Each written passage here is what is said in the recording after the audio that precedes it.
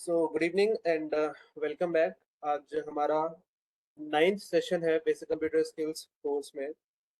Last 8th session तक हमने MS word complete किया है एंड फ्रॉम दिस सेशन हम स्टार्ट करने वाले हैं एमएस एक्सेल। तो आज जो एमएस एक्सेल से रिलेटेड कुछ कुछ बेसिक चीज़ें मैंने लास्ट क्लास में भी बताई थी कि रोज, कॉलम्स, सेल्स और यूजर इंटरफेस बेसिकली जो किस तरीके का दिखाई देता है एमएस एक्सेल का, ये सारी चीजें हमने लास्ट क्लास में थोड़ी बहुत इंट्रोडक्शन वाले पार्ट में कवर करी थी। इस क्लास में और जो कुछ इंपॉर्टेंट चीजें हैं एमएस एक्सेल के बारे में वो चीज हम देखने वाले हैं। सबसे पहले तो लास्ट क्लास में हमने स्प्रेडशीट्स के बेसिक्स कवर किए थे। स्प्रेडशीट में बेसिक्स क्या चीजें हैं? सबसे पहले तो जो एक्सेल की एक स्प्रेडशीट होती है, स्प्रेडशीट में जो डेटा होता है वो सेल्स में ऑर्गेनाइज होता है और हर एक सेल का अपना एक यूनिक एड्रेस होता है जिसको उसका सेल एड्रेस बोला जाता है। एक सेल में नंबर्स, टेक्स्ट या फॉर्मूलाज, इन तीनों में से कुछ भी आ सकता है। ओके, ठीक है। फिर आगे आते हैं formulas and function. Formulas and functions को तो हम अगले क्लास में या आगे अभी कवर करेंगे। इसको मैं अभी बताऊंगा किस तरीके से फॉर्मूलाज या फंक्शंस यूज किए जाते हैं। यहाँ पे सबसे पहले हमारा मेन मोटिव है सीखना सेल रेफरेंसिंग के बारे में कि सेल रेफरेंसेस क्या होते हैं, रिलेटिव सेल रेफरेंस क्या होता है, एब्सोल्यूट क्या होता है, और इसके अलावा एक तीसरे तरह का रेफरेंस और होता है जिसको बोला जाता है मिक्स्ड सेल रेफरेंसिंग।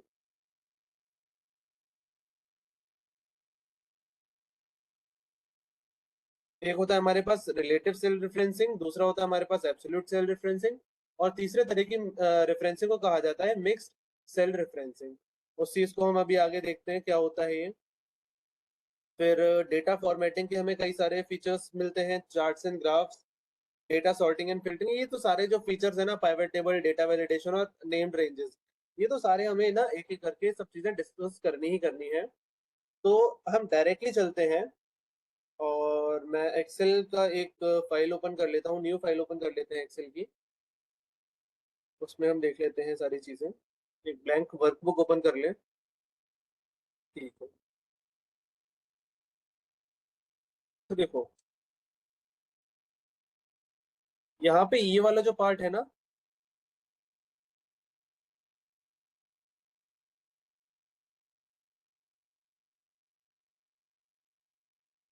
ये वाला जो हमारा पार्ट है इसको कहा जाता है एक सेल।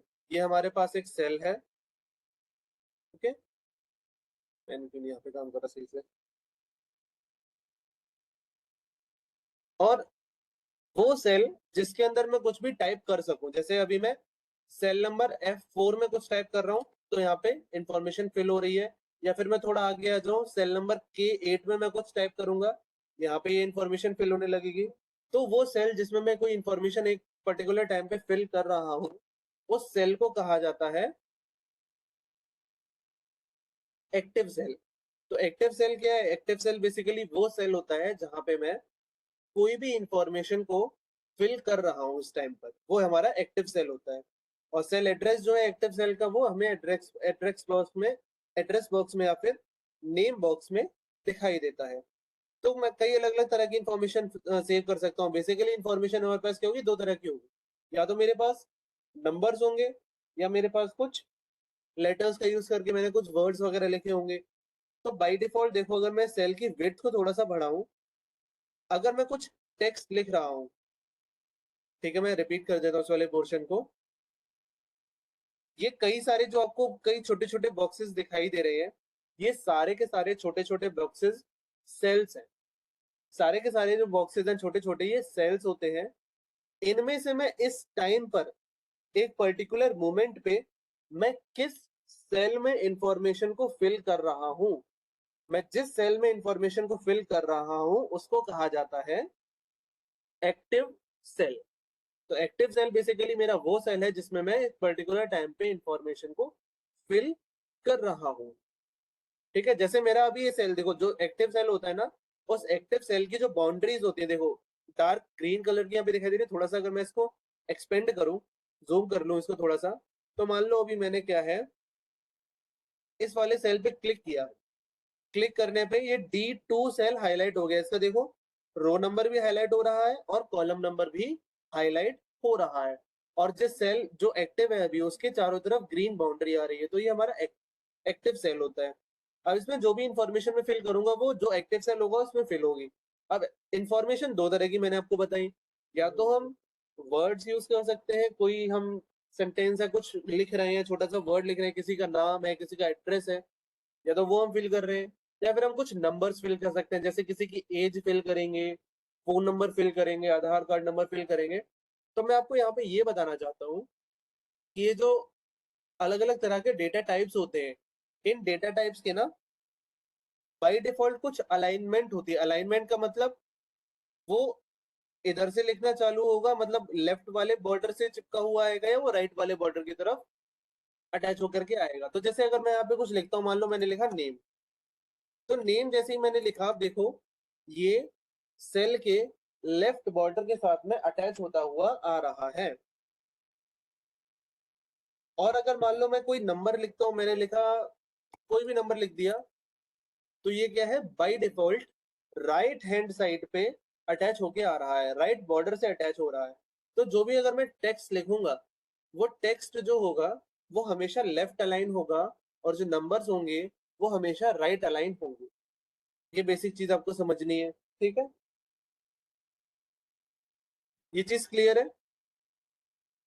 एक टेबल यहाँ पे चलो बना लेते हैं। मान लो एक्सेल का मेन यूज क्या है, मेन यूज क्या है, सबसे पहले मान लो मैंने 5 लोगों का टेस्ट लिया, एक मॉक टेस्ट लिया, और उनके कुछ उस मॉक टेस्ट में मार्क्स बने। तो वो मेरे को एक रिकॉर्ड बनाना है कि किस स्टूडेंट के कितने मार्क्स बने हैं।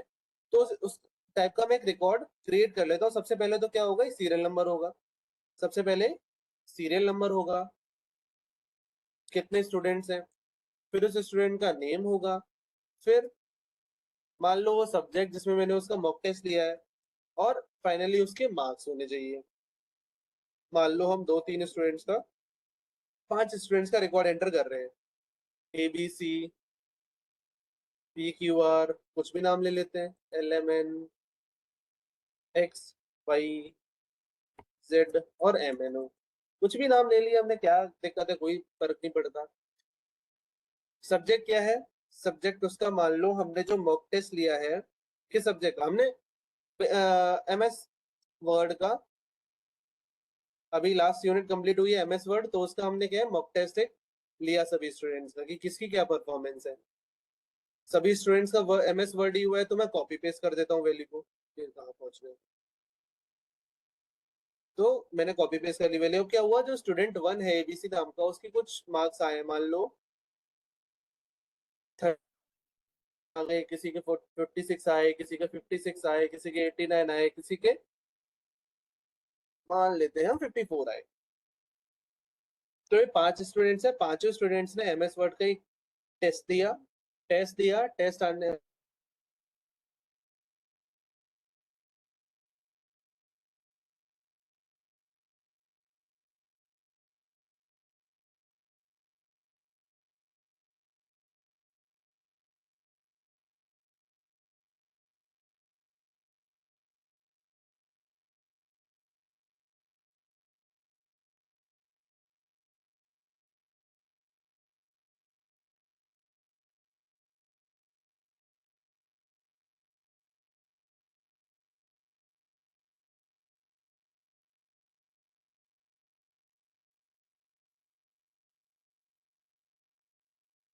ठीक है। तो अभी जो है, अभी हमने क्या किया, इसमें एक रिकॉर्ड हमने तैयार किया है 5 स्टूडेंट्स का।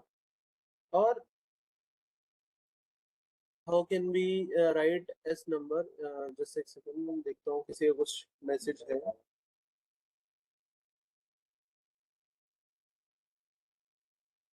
Sir how can be right serial number automatically like not typing it individually 1 2 3 4। हाँ, ये चीज अभी मैं आपको बताऊंगा। जैसे चलिए आपको ये वाला मैं पहले बता देता हूँ।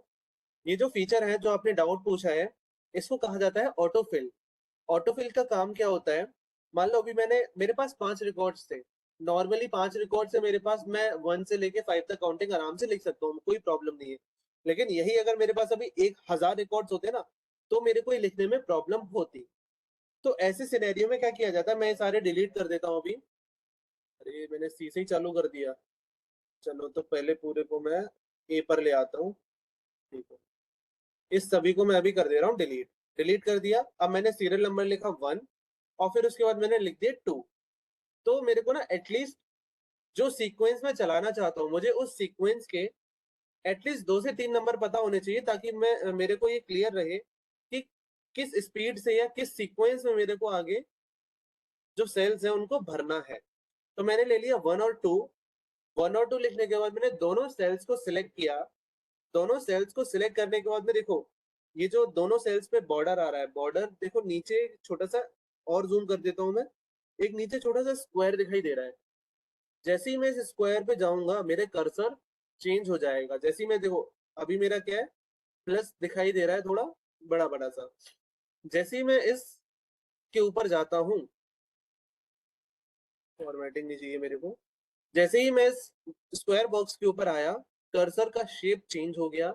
अब जब कर्सर का शेप चेंज हुआ है, तो मैं यहाँ से क्या करूंगा, मैं इसको यहाँ पे ले जा करके, अरे आ जा, यहाँ पे मैं ले जाऊंगा और इसको मैं राइट क्लिक करूंगा और क्लिक करने के साथ में मैं नीचे ड्रैग करना चालू करूंगा। ड्रैग करने के बाद में जहां तक इसको मैं ड्रैग करता हुआ ले जाऊंगा, उतने नंबर्स ऑटोमेटिकली यहाँ पे फिल हो जाएंगे। तो क्या है, हमको बार बार हर चीज को फिल करने की जरूरत नहीं पड़ेगी। मैंने बस एक बार सीक्वेंस बता दिया कि मैं क्या सीक्वेंस चाहता हूँ। जैसे ही मैंने सीक्वेंस बताया, दो सीक्वेंस के एलिमेंट्स को सिलेक्ट किया और फिर उसको मैंने ड्रैग कर दिया। ड्रैग करने के बाद क्या, ऑटोमेटिकली वो फिल हो जाएगा। मान लो अगर मैं यहाँ पे करता 1, फिर उसके बाद करता 5 और फिर करता मैं 10, मुझे कुछ इस सीक्वेंस में एलिमेंट्स को एंटर करना है। तो बस वो मैंने सीक्वेंस लिखा, फिर उसके बाद में एंटर किया। अभी पॉइंट में क्यों वैल्यूज लेके आ रहा है, पॉइंट में नहीं चाहिए मेरे को। मैंने लिया 1, फिर लिया मैंने 6, फिर उसके बाद लिया मैंने 11। अब देखते हैं क्या सीक्वेंस बनता है। ठीक है, मैंने 5-5 का गैप दिया, तो अब जहां तक मैं फिल करूंगा देखो 5-5 के गैप के साथ फिल होगा। पहले 1 आया, फिर 6 आया, फिर उसके बाद 11 आया, फिर 16 आया, फिर 21 आया, फिर 21 आया। तो जितना गैप मुझे देना है, तो ऑटोफिल इसी तरीके से काम करेगा। मेरे को एटलीस्ट पहले दो एलिमेंट्स पता हो और पहले और दूसरे एलिमेंट के बीच में कितना गैप है, तो उतना ही गैप छोड़ के ये आगे के एलिमेंट्स ऑटोमेटिकली फिल करना चालू कर देता है। ये ऑटोफिल का काम है। क्या ये इस पे काम करेगा, करके देखते हैं। ये नंबर्स पे काम करता है ऑटोफिल। नंबर्स के अलावा अगर मैं अल्फाबेट दे दूं, तो जितने अल्फाबेट में दूंगा उसके बाद क्या करेगा, ये उन्हीं को रिपीट करना चालू कर देगा ऑटोमेटिकली। इन्हीं दो को रिपीट करता रहेगा। और मान लो ए बी ए, 3 मैंने सिलेक्ट कर लिए, तो हर बार क्या करेगा, A B A B A B A, इस तरीके से कर देते हो, ए बी ए, फिर उसके बाद में ए बी ए, फिर उसके बाद में दोबारा से ए बी ए। तो अगर आपसे पूछा जाए ऑटोफिल अगर मैं नंबर्स पे लगा रहा हूँ, अगर नंबर्स में ऑटोफिल लग रहा है, तो वहां पे वो सीक्वेंस इंक्रीज करेगा जितना पहले और दूसरे नंबर के बीच में गैप है। और अगर मैं अल्फाबेट्स पे या लेटर्स पे लगा रहा हूँ, तो वो जितनी चीज मैं सिलेक्ट कर रहा हूँ और जहां तक उसको ऑटोफिल कर रहा हूँ, ये उसको क्या करेगा, ऑटोमेटिकली रिपीट करता चला जाएगा। मेरे को चाहिए था 1 2 3 4 5, मैंने एंटर कर लिया। बाकी के नीचे की सारी चीजें मैं हटा दे रहा हूँ। ठीक है, अब मेरे को इसमें से ये जानना है, मेरे को 2-3 चीजें जाननी है। 2-3 चीजें मेरे को क्या जाननी है, सबसे पहले तो मैं ये जानना चाहता हूँ कि ये जो 5 स्टूडेंट्स हैं, इन 5 स्टूडेंट्स में से सबसे मिनिमम किसके नंबर आए हैं, सबसे मैक्सिमम किसके नंबर आए हैं, और कौन फेल हुआ। मेरे को ये 2-3 चीजें जाननी है। तो इसके लिए क्या है ना, इसके लिए लगाए जाते हैं फॉर्मूलाज एंड फंक्शंस। चलो फॉर्मूलाज पहले हम लगाएं। फॉर्मूला और फंक्शन, इन दो के बीच में ना थोड़ा सा डिफरेंस होता है। फॉर्मूला क्या होता है, फॉर्मूला हम इक्वल टू से स्टार्ट करते हैं और जो भी हम चीज परफॉर्म करना चाहते हैं वो डायरेक्टली हम लिखते हैं सेल का एड्रेस देके। लेकिन फंक्शंस जो है, फंक्शंस क्या होते हैं, तो अगर आपने कभी प्रोग्रामिंग लैंग्वेज के बारे में सुना है, प्रोग्रामिंग लैंग्वेज पढ़ी है थोड़ी बहुत, उसमें जो फंक्शंस होते हैं, ये फंक्शंस उसी तरीके से काम करते हैं। फंक्शंस को हम कुछ इनपुट देते हैं और उस इनपुट के बेसिस पे फंक्शन हमको कुछ आउटपुट प्रोवाइड करते हैं। चलो पहले तो फॉर्मूला लगा के देख लेते हैं। फॉर्मूला क्या है, मान लो 5 वैल्यूज मेरे को देनी है और मुझे इन पांचों वैल्यूज का सम चाहिए, मुझे इन सबको ऐड करना है। तो ऐड करने के लिए अगर मैं फॉर्मूला के थ्रू इसको ऐड करना चाहूंगा, तो कोई भी फॉर्मूला स्टार्ट करने से पहले क्या है, मेरे को इक्वल टू लगाना पड़ता है। कोई भी फॉर्मूला अगर मेरे को लगाना है तो उसके लिए इक्वल टू लगाना पड़ेगा। तो मान लो मेरे को पहले ये वैल्यू चाहिए, इसमें मेरे को ऐड करनी है दूसरी वैल्यू, और फिर मेरे को ऐड करनी है तीसरी वैल्यू, फिर ऐड करनी है चौथी, एंड देन पांचवी। ये 5 वैल्यूज मुझे ऐड करनी है। तो देखो 5 वैल्यूज जो मैं ऐड करना चाह रहा हूँ, फॉर्मूला ध्यान से देखो, इसमें वैल्यू नहीं आ रही है, उस वैल्यू का सेल एड्रेस आ रहा है जिसमें वो वैल्यू स्टोर्ड है। D2 में स्टोर है 39, D3 में स्टोर है 46, D4 में स्टोर है 56, D5 में स्टोर है 89 और D6 में स्टोर है 54। एंटर मैंने जैसे ही हिट किया, ये सारी वैल्यूज का जो कुछ भी सम बन रहा था ना, वो सारा सम एड अप होके मेरे को यहाँ पे सारी वैल्यूज मिल गई है। तो ये इस तरीके से मैंने किया, सबको ऐड फॉर्मूला का यूज करके। फॉर्मूला अगर मुझे यूज नहीं करना है, मुझे फंक्शन यूज करना है, तो मेरे को एक फंक्शन दिया गया एक्सेल में जिसका नाम है सम। सम से स्टार्ट होता है और ये इसका सिंटेक्स होता है। सिंटेक्स का मतलब किसी चीज को लिखने का एक तरीका। तो एक फंक्शन को लिखने का यही तरीका होता है, पहले फंक्शन का नाम लिखो, उसके बाद में राउंड ब्रैकेट्स लगाओ, राउंड ब्रैकेट के अंदर वो वैल्यूज दो जो आप पास करना चाहते हो। तो यहाँ पे क्या है, वैल्यूज दो तरीके से दी जा सकती है, या तो इंडिविजुअली सारी वैल्यूज दो। लिखो मैंने क्या किया, पहला वैल्यू दिया, कॉमा लगाया, दूसरा वैल्यू लिया, कॉमा लगा के तीसरी वैल्यू दी, कॉमा लगा के चौथी वैल्यू दी, फिर कॉमा लगाया मैंने और पांचवी वैल्यू दी। दोनों के आंसर सेम आए। अब देखो क्या होता है, यहाँ पे मैंने जब फॉर्मूला फंक्शन दोनों चीजें लगा दी तो मुझे फाइनल आंसर दिखाई दे रहा है, लेकिन मुझे ये नहीं पता उसके बैकएंड में फॉर्मूला क्या लगा है। तो जो भी फॉर्मूला लगा होता है ना, वो मेरे को यहाँ ऊपर देखो, ऊपर फॉर्मूला बार में दिखाई देता है। तो जो कुछ भी मैंने किया होगा वो मुझे ऊपर यहाँ फॉर्मूला बार में दिखाई देगा, ना कि इधर मेरे को दिखेगा वो चीज। तो सेल में मेरे को सिर्फ वैल्यू दिखती है, सेल में फॉर्मूला नहीं दिखाई देगा। एक्टिव सेल का फॉर्मूला आपको दिखाई देगा फॉर्मूला बार में। तो देखो सबसे पहले मैंने इसको डबल क्लिक करके जब एडिट मोड में ऊपर में मेरे को फॉर्मूला दिख जाएगा, यहाँ पे मैं फॉर्मूला एडिट कर सकता हूँ। यहाँ मैंने क्या किया, सभी के सेल एड्रेस दिए जो जो वैल्यू मैं ऐड करना चाहता हूँ, और सबके बीच में लगाया प्लस एक फॉर्मूला में। और फंक्शन में क्या किया, मैंने लिखा फंक्शन का नाम और उसके अंदर कॉमा लगा लगा के वो सारी वैल्यूज दे दी जिनको मैं ऐड कराना चाहता हूँ। तो फंक्शन में एक तो ये पहला तरीका होता है वैल्यू पास करने का, ठीक है। दूसरा तरीका होता है रेंज देना। दूसरा तरीका होता है रेंज देना। कैसे दी जाती है रेंज, मैंने लिखा equal to sum, bracket open किया, ब्रैकेट क्लोज किया, ये तो हो गया सिंटेक्स जो मुझे फॉलो करना ही करना है। फिर उसके बाद मैं दूंगा रेंज। मैंने यहां से क्लिक किया और जितनी वैल्यूज मैं ऐड करना चाहता हूँ सबको मैंने एक बार में सिलेक्ट कर लिया। तो देखो D2 से लेके D6 तक, D2:D6, ये रेंज हो गई है। D2 से D6 तक जितनी भी वैल्यूज हैं सभी को ऐड कर दो और मुझे आंसर दे दो। एंटर प्रेस किया, सेम रिजल्ट मेरे को यहाँ पे दिखाई दिया। तो मैंने क्या किया, कई सारे नंबर्स हैं, उन सभी नंबर्स को अगर मुझे ऐड करना है तो ऐड करने के लिए मेरे को 3 मेथड दिए गए। पहला मेथड फॉर्मूला लगा के, दूसरा मेथड फंक्शन लगा के। फंक्शन में भी दो मेथड्स हैं। फंक्शन में या तो आप इंडिविजुअली हर एक सेल का एड्रेस दो जो जो आप ऐड कराना चाहते हो। मान लो ये तो 5 थे तो 5 का मैंने एड्रेस दे दिया। अगर 5000 होते तो मैं 5000 के 5000 सेल्स के एड्रेस लिखने थोड़ी बैठता। मैं सीधा से क्या करता, उनकी रेंज प्रोवाइड कर देता कि देखो D1 से लेके D5000 के बीच में ये 5000, या D1 से लेके D5001 सेल एड्रेस पे 5000 सेल्स हैं, उनमें जो भी वैल्यू है उनको मुझे ऐड करके रिटर्न कर दो। तो यहाँ पे मैं क्या लिखता, D1 से लेके D5001 5000 सेल सिलेक्ट हो जाएंगे। अब देखो जैसे ही मैंने सेल सिलेक्ट की, देखो सेल ऑटोमेटिकली हाईलाइट होगा। अभी 5001 तक ना सारे के सारे सेल्स हाईलाइट हो जाएंगे। 5000 सेल्स में जो कुछ भी डेटा हो ना, मेरे को सारा का सारा डेटा ऐड करके दे दो। और बस मैंने एंटर प्रेस किया तो यहाँ पे भाई कुछ सेल वो है ही नहीं। मान लो मैं इसको करता हूँ, क्या हुआ है, इसको एडिट करते हैं। 5000 छोड़ो, मैं 500 ही कर दे रहा। क्या हो रहा है इसमें, एक सेकेंड, यहाँ से इसको किया जाए डिलीट। इक्वल्स टू सम, लो भाई D1 से लेके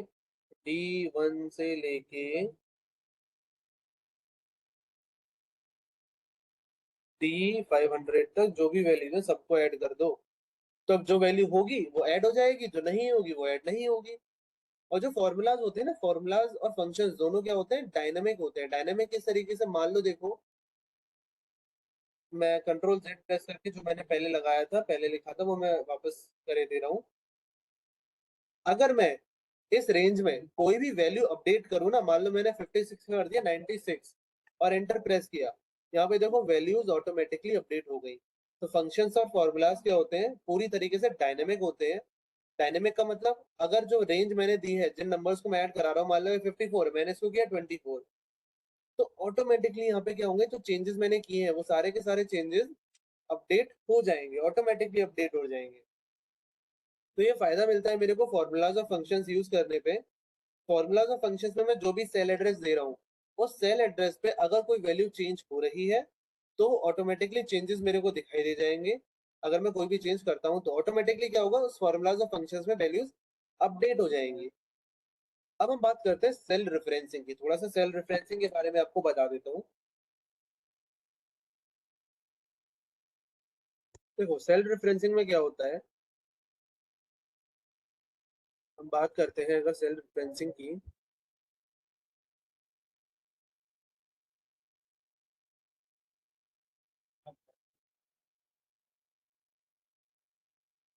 सेल रेफरेंसिंग का मतलब होता है किसी फॉर्मूला में सेल एड्रेस को देने का तरीका। तो तीन तरीके होते हैं मेरे पास।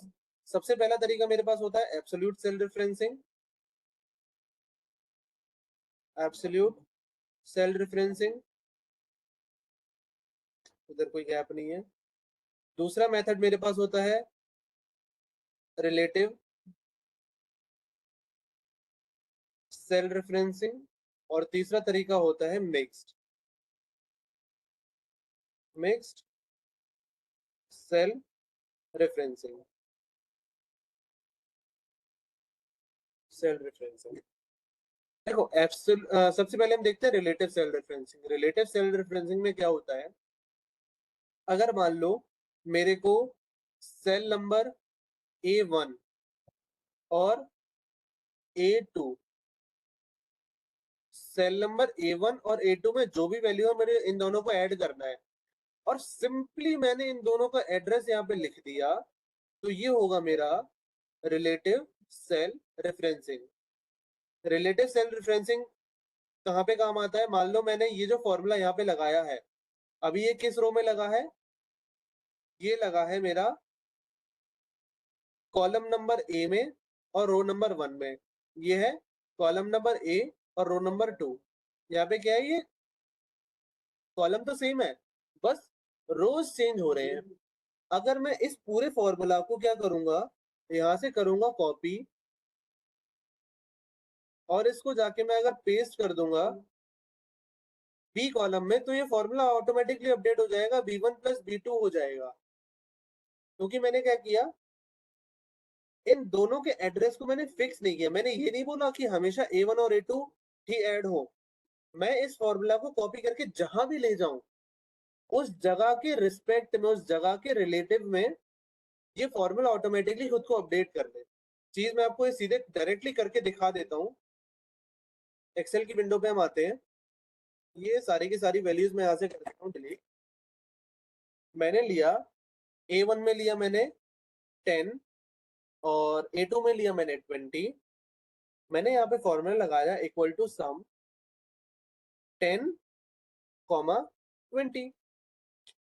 थोड़ा सा गलत हो गया, इसको मैं चेंज करता हूँ, A4 नहीं मुझे A2 देना है।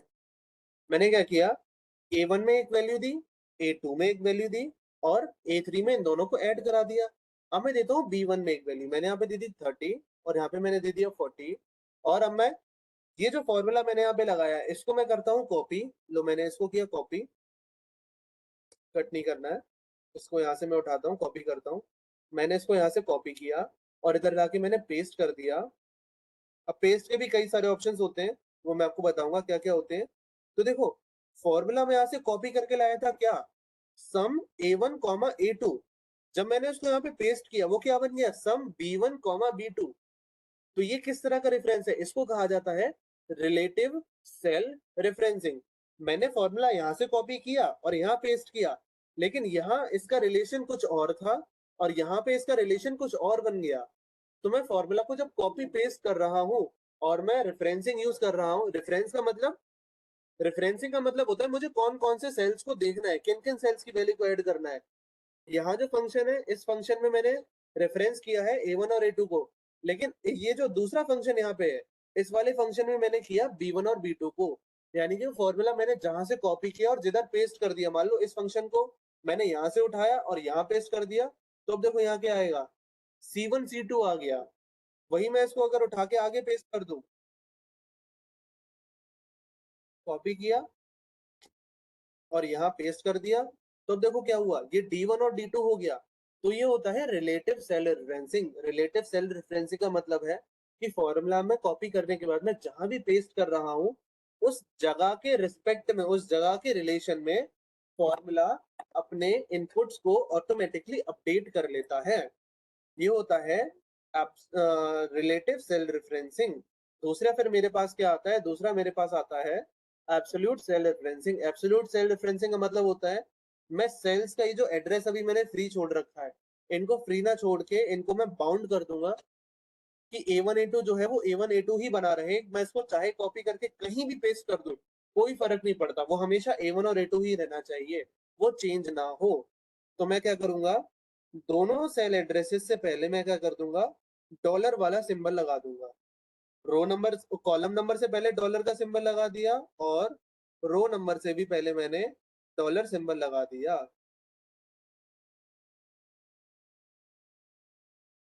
तो जब इस तरीके से मैंने किया तो ये बन गया एब्सोल्यूट सेल रेफरेंस। और इसको अगर मैं कॉपी करूंगा और कॉपी करने के बाद मैं कहीं पे भी इसको मैं पेस्ट करना चाहूं, कोई फर्क नहीं पड़ेगा, ये बिल्कुल चेंज नहीं होने वाला, ये यही बना रहेगा।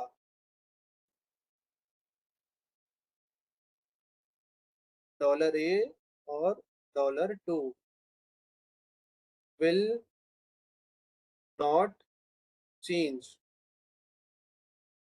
एब्सोल्यूट सेल रेफरेंस में सेल्स का जो एड्रेस होगा वो बिल्कुल चेंज नहीं होगा। रिलेटिव सेल रेफरेंस में क्या होगा, रेफरेंसेस विल चेंज। तो रेफरेंसेस यहाँ पे चेंज हो जाएंगे। प्रैक्टिकली करके देख लेते हैं। चलो आते हैं वापस हम अपना MS एक्सेल पे। मैं क्या करता हूँ, इधर से मैं हटा दे रहा हूँ। अब इसको थोड़ा सा मैं एडिट करता हूँ। एडिट में क्या है, मैंने कॉलम नंबर से पहले डॉलर लगाया, कॉलम नंबर के पहले डॉलर लगा दिया, रो नंबर के पहले डॉलर लगा दिया।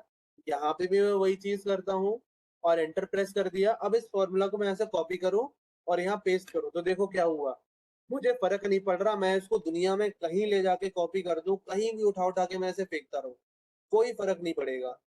हर जगह जहां जहां जाके देखोगे, यहाँ पे A1 A2 है, यहाँ यहाँ पे भी A1 A2 है, यहाँ पे भी A1 A2 है, इधर भी A1 A2 बना रहेगा, इधर भी A1 A2 बना रहेगा और इधर भी A1 और A2 ही बना रहेगा। तो मैंने क्या बताया, एब्सोल्यूट सेल रेफरेंसिंग में मुझे कोई फर्क नहीं पड़ता कि मैं अपने फॉर्मूला को कॉपी करके कहाँ पेस्ट करना चाहता हूँ। अगर मैं चाहता हूँ कि मेरा फॉर्मूला एग्जैक्टली वही बना रहे जो मैंने लिखा है, तो मैं एब्सोल्यूट सेल रेफरेंसिंग का यूज करूंगा, मतलब एब्सोल्यूट रहे फॉर्मूला, बिल्कुल चेंज ना हो, तो मैं एब्सोल्यूट सेल रेफरेंसिंग का यूज करूंगा। और अगर मैं ये चाहूँ कि मेरा फॉर्मूला जगह के हिसाब से चेंज हो जाए, तो मैं यूज करूंगा रिलेटिव सेल रेफरेंसिंग। अब जब एब्सोल्यूट और रिलेटिव दोनों को मिक्स कर देंगे तो मिल जाएगा हमको mixed cell referencing. Mix cell referencing में क्या होता है, मैं रो और कॉलम दोनों को फिक्स ना करके मैं या तो रो को फिक्स कर दूं या कॉलम को फिक्स कर दूं, दोनों में से कोई एक चीज फिक्स कर दूं।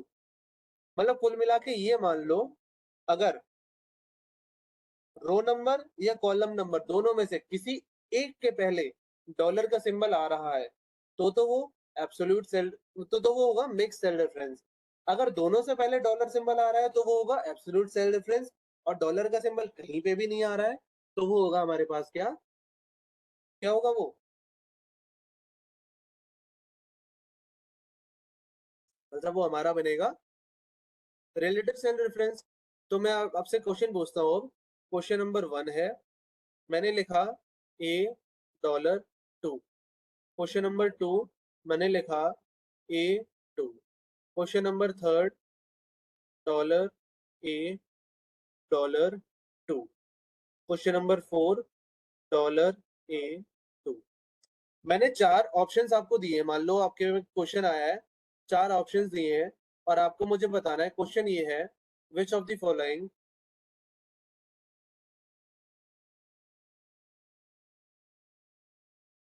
Is relative cell reference?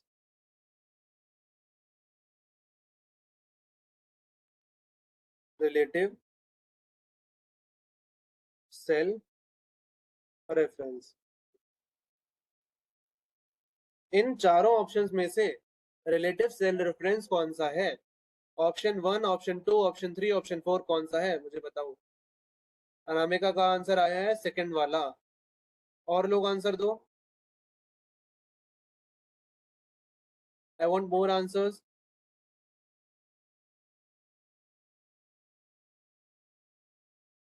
एक ही आंसर आया है अभी तक। और कहाँ है सभी लोग? थर्ड। ठीक है, एक थर्ड मिला मेरे को आंसर। थर्ड। थर्ड। और चलो भाई, जिन्होंने भी थर्ड आंसर दिया है उनका आंसर पूरी तरीके से गलत है। जिसने भी सेकंड ऑप्शन आंसर दिया है आपका आंसर बिल्कुल सही है। रिलेटिव सेल डिफरेंस अभी मैंने दिखाया आपको। देखो रिलेटिव सेल डिफरेंस किस तरीके का दिखता है, जिसमें हम क्लियरली डॉलर का सिंबल यूज नहीं कर रहे हैं, कहीं पे भी डॉलर का सिंबल नहीं आ रहा है, वो है रिलेटिव सेल डिफरेंस। तो ये जो होगा, ये वाला जो सबसे पहला वाला है, सबसे पहला वाला हमारा कौन सा है? मिक्स्ड सेल रेफरेंस है। दूसरा वाला हमारे पास है रिलेटिव सेल रेफरेंस। तीसरा वाला हमारे पास में है एब्सोल्यूट सेल रेफरेंस। और जो चौथा वाला है वो भी हमारे पास है रिलेटिव सेल रेफरेंस। क्लियर है? अब तो क्लियर होगा दोनों में डिफरेंस। रिलेटिव सेल रेफरेंस को कैसे पहचानोगे, एब्सोल्यूट सेल रेफरेंस को कैसे पहचानोगे, और इनका किस तरीके से काम होता है? सिंपल सा आपको ये ध्यान रखना है, एब्सोल्यूट सेल रेफरेंस वाले फॉर्मूला को अगर आपने कॉपी करके कहीं पेस्ट किया तो वो चेंज नहीं होगा। मैं यहाँ पे साफ हाईलाइट कर देता हूँ एक बार अच्छी तरीके से। रिलेटिव सेल रेफरेंस का जो रेफरेंस होगा, रेफरेंस कॉपी पेस्ट करने पे चेंज होगा। और एब्सोल्यूट सेल रेफरेंस का जो रेफरेंस होगा, रेफरेंस का मतलब वो किस सेल को पॉइंट कर रहा है, वो चेंज नहीं होने वाला। एब्सोल्यूट में चेंज बिल्कुल नहीं होगा, रिलेटिव में चेंज हो जाएगा, और मिक्स सेल रेफरेंस में जहां डॉलर लगा होगा बस उतना पार्ट चेंज नहीं होगा, और बाकी जहां पे डॉलर नहीं लगा है वो वाला पार्ट चेंज हो जाएगा। Is that understood? क्लियर है ये चीजें? क्लियर है बिल्कुल? एक बार मेरे को कंफर्म करिए सभी लोग।